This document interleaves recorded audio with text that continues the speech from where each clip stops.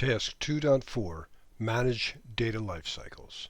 Another crucial area of the CISSP exam focuses on how organizations handle data throughout its entire existence.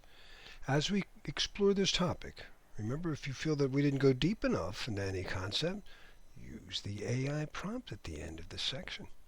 So let's begin. Task 2.4, we cover 7 crucial subtasks relating to managing the data lifecycle. These subtasks encompass everything from understanding various data roles to the final stages of data destruction. So we'll be covering 1. Data roles, data collection, data location, data maintenance, data retention, data remnants, and data destruction.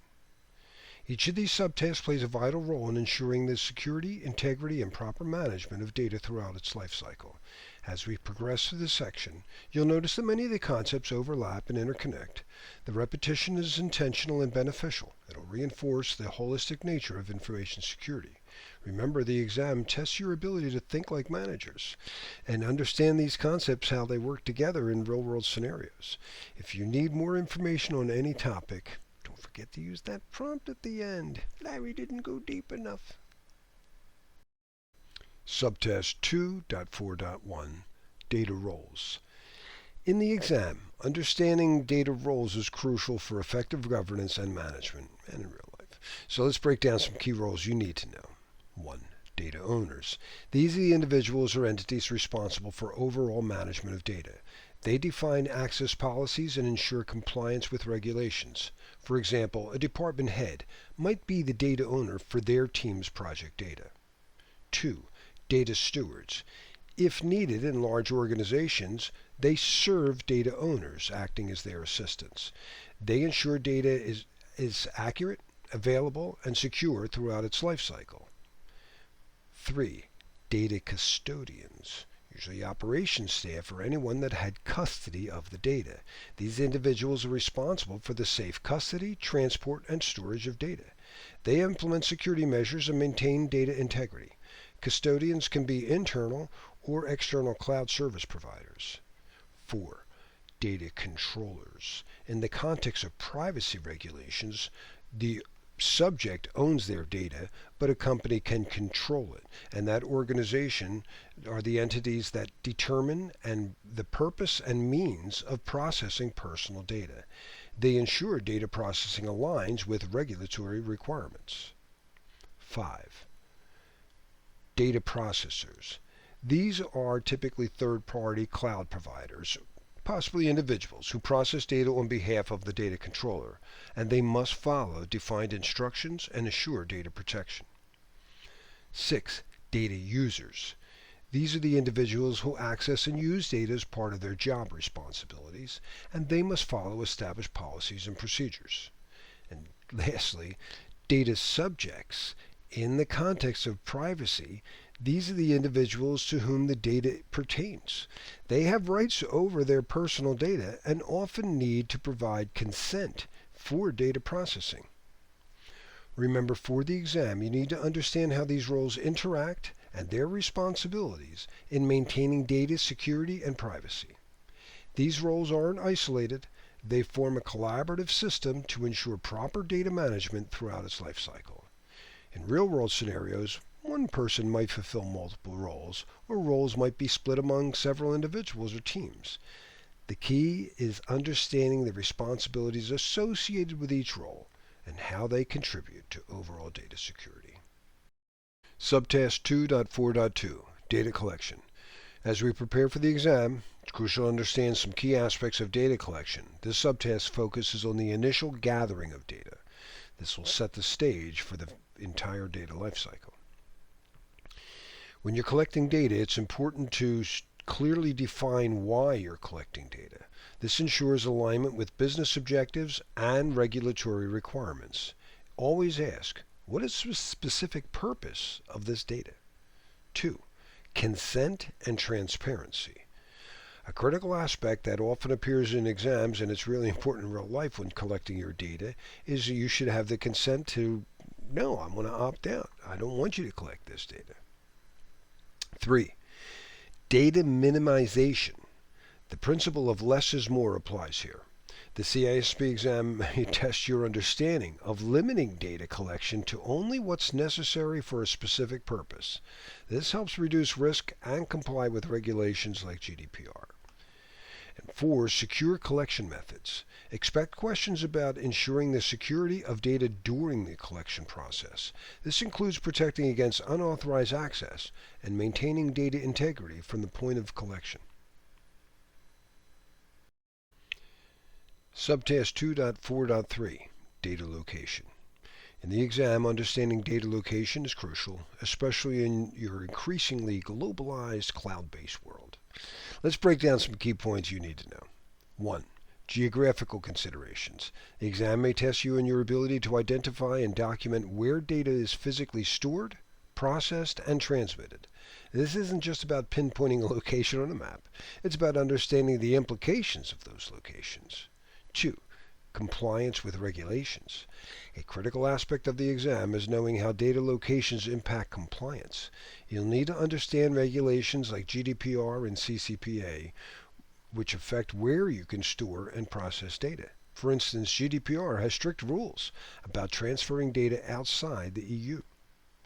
3. Data sovereignty. This concept is likely to appear on the CISSP exam. It refers to the idea that data is subject to the laws of the country where it's located. You should be prepared to discuss how this affects data management and security strategies. 4. Cross-border data flow. The exam may present scenarios involving the movement of data across international borders. You'll need to know how to protect against unauthorized access and ensure compliance with data transfer regulations. Remember, the exam data location isn't just about physical storage. It's about understanding the legal, regulatory, and security implications of where your data resides. This concept interconnects with many other areas of information security, from risk management to compliance and governance. In real-world scenarios, decisions about data location can have far-reaching consequences. For example, storing customer data in a country with weak privacy laws could expose your organization to significant risks. As you prepare for the CISSP exam, think about how data location decisions might impact other areas of security we've discussed, like data collection and the roles of data custodians and controllers. Subtask 2.4.4, Data Maintenance. It's a crucial part of the data lifecycle, and you need to understand it for the exam. So let's break down some main points. 1. Regular updates. The exam may test your understanding of why and how data should be regularly updated. It isn't just about keeping information current. It's about maintaining the accuracy, relevance, and reliability of data assets. Think about scenarios where outdated data could lead to security risks or poor decision making. 2. Data integrity. This is a fundamental concept in information security and a key focus for the exam. You should be prepared to discuss security measures to maintain data integrity, such as access controls, hashes and checksums, version control. The exam might present scenarios where you need to prevent unauthorized changes to ensure consistency across all systems. 3. Backup and recovery. Expect questions about establishing robust backup and recovery procedures. The exam often emphasizes the importance of protecting data from loss or corruption and ensuring quick restoration in case of incidents. You might be asked about different backup strategies: full, incremental, differential, and their implications for data recovery. 4. Retention policies. This point connects data maintenance with data retention. We'll discuss this more in detail, but for now, understand that CISSP exam may ask about developing and enforcing data retention policies as part of ongoing maintenance. This includes managing the life cycle of data and ensuring timely deletion when it's no longer needed. Remember, in the context of the CISSP exam and in real-world scenarios, data maintenance isn't an isolated task. It's closely linked with other aspects of data management we've discussed, and such data roles, like who's responsible for maintenance, and data collection. How does data affect our ability to maintain data? As you prepare for the exam, consider how effective data maintenance contributes to the overall security posture of an organization. Think about scenarios where poor maintenance practices could lead to security breaches, data loss, or compliance violations. Subtask 2.4.5 Data Retention. Data retention is a critical component of the data lifecycle management process and an important topic on the exam. It involves determining how long data should be kept and ensuring its proper handling throughout that lifespan. So let's break down some key points. 1. Retention policies. The CISSP exam tests your understanding of how to establish and enforce data retention policies. These policies should be specific to how long different types of data should be kept based on legal, regulatory, and business requirements. Be prepared to discuss how you would create policies that balance compliance needs with operational efficiency and risk management. 2. Compliance requirements. A crucial aspect of data retention that often appears in the exams is ensuring compliance with relevant laws and regulations. You should be familiar with how regulations like GDPR and HIPAA affect data retention practices. For example, GDPR emphasizes data minimization and storage limitation principles. 3. Regular audits. The exam might present scenarios involving periodic audits to verify adherence to retention policies. You should understand the importance of these audits in ensuring that data is deleted when no longer needed and that retention practices remain aligned with current requirements. 4. Secure disposal. This point connects to data retention with data destruction, which we'll discuss in more detail later. But for now, understand the CISSP exam might ask you about secure data disposal methods for data that has reached the end of its retention period. It's crucial for protecting data against unauthorized access and data breaches. Remember, in the context of the exam and in real-world scenarios, data retention isn't just about keeping data for a certain period. It's about managing the entire life cycle of data from creation to destruction in a way that balances security, privacy, and business needs. As you prepare for the exam, consider how data retention decisions impact other areas of information security. For instance, how does data retention affect data backup strategies? How does it influence privacy protection and risk management? Also, think about scenarios where poor retention practices could lead to legal issues, security vulnerabilities, or vulnerability inefficiencies. The CISSP exam often presents complex situations where you need to apply your knowledge in real-world problems. 2.4.6 Data remnants. Data remnants is a very critical area in information security, and it's an important topic on the exam. It refers to residual representation of data that remains even after attempts have been made to remove it or erase it. Understanding and managing data remnants is essential for protecting sensitive information throughout its life cycle. So let's break down some key points. Understanding data remnants. The exam may test your knowledge of what remnants is and why it's a security concern. You should be able to explain that even after data is deleted, as storage media is formatted, residual data can still be recovered, posing a potential security risk. 2. Secure erasure methods. Expect questions about various methods to combat data remnants. You should be familiar with techniques such as overwriting, and it's repeated patterns of ones and zeros to overwrite any existing data. Degaussing uses magnetic fields to destroy the media, or encrypting, making the data unreadable without the right key, or crypto shredding. And the exam might ask you to compare these methods or choose the most appropriate given a given scenario. 3. Media sanitation policies. The exam often emphasizes the importance of policies and procedures. You should understand how to develop and implement media sanitization policies to manage the secure disposal of storage devices. This includes knowing when and how to apply different sanitization methods based on the sensitivity of the data and the type of media. 4. Verification and audits. Be prepared to discuss the importance of verifying the effectiveness of data erasure procedures. The exam might present scenarios where you need to explain how to audit these processes to ensure compliance with security standards and confirm that data removal is truly effective. Remember, for the exam, data remnants isn't just a technical issue. It's a critical part of overall data security and the lifecycle management. It connects closely with the concepts we discussed earlier, like data retention and destruction policies.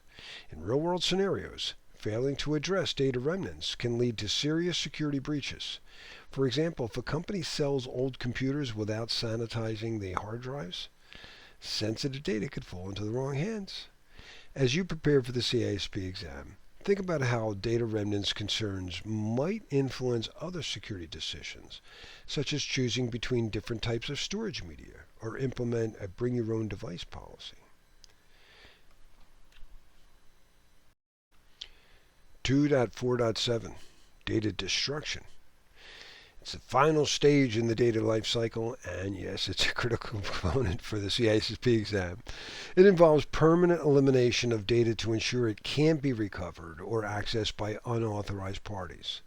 Proper data destruction is crucial for maintaining information security and privacy, and for complying with various regulations. So let's break down the key points. 1. Policy development. The exam may test you on your ability to establish clear data destruction policies. These policies should outline methods and procedures for securely destroying data based on its sensitivity and the media it's stored on. Be prepared to discuss how you would create comprehensive policies to cover all types of data and storage media in an organization. 2. Physical destruction. You should be familiar with methods for physical destruction of media. This includes shredding, for paper documents and some digital media, crushing or pulverizing a hard drive or other electronic storage devices, incineration for highly sensitive data and various media types. The exam might ask you to choose the most appropriate for a given scenario. 3. Digital destruction. Be prepared to discuss techniques for securely deleting data from digital storage. This includes overwriting, using specialized software to write the random data over existing data, sometimes called clearing. 2. Degaussing for magnetic media, destroying it electronically. And 3. Cryptographic erasure, our good friend crypto shredding. 4. Documentation and verification. The exam could emphasize the importance of maintaining records of data destruction activities. You should understand why it's necessary to document the what, when, and how of data destruction, and to be able to explain methods for verifying the effectiveness of destruction processes. Remember, for the exam, data destruction isn't an isolated process. It's closely related and linked to other topics we've discussed, like data retention policies and remnants. Effective data destruction is the culmination of a well-managed data lifecycle. In real-world scenarios, improper data destruction can lead to severe consequences, including data breaches, regulatory non-compliance, and reputational damage. The exam might present complex scenarios where you need to balance security needs, regulatory requirements, and practical considerations in designing a data destruction strategy. So as you prepare for the exam, consider how data destruction practices might vary across different industries for different data types, and think about scenarios where standard destruction methods might not be sufficient. How would you handle those situations? All right, future CISSPs, let's wrap it up. Our deep dive into Task 2.4, managing the data lifecycle. So quickly recapping, understand the data roles. We explored the different roles like owners, controllers, custodians, processors, and how they work together to manage data securely throughout the data lifecycle. 2. Managing data locations and compliance. We discussed the importance of knowing where your data is stored, processed, and especially in the context of regulations like GDPR and CCPA. And 3. Effective data retention and disposal. We covered the creation of retention policies, compliance with regulations, and the importance of secure disposal methods. Remember, the exam will test your ability to apply these concepts in real-world scenarios. You might be asked to design a data lifecycle management strategy, address compliance issues, or solve problems related to data remnants. As you continue your exam preparation, keep in mind that these concepts are interconnected. For example, data roles influence how you implement retention policies, and location affects your destruction method. Before we conclude, I want to remind you of our exam assistant prompt coming up next. It works on all the big LLMs, you know that. So, if Larry didn't go deep enough. Alright, go in there, test your knowledge, play with it, make more questions. Step number 5, deep dive into something Larry didn't cover as well as you had thought I would or hoped I would. Enjoy.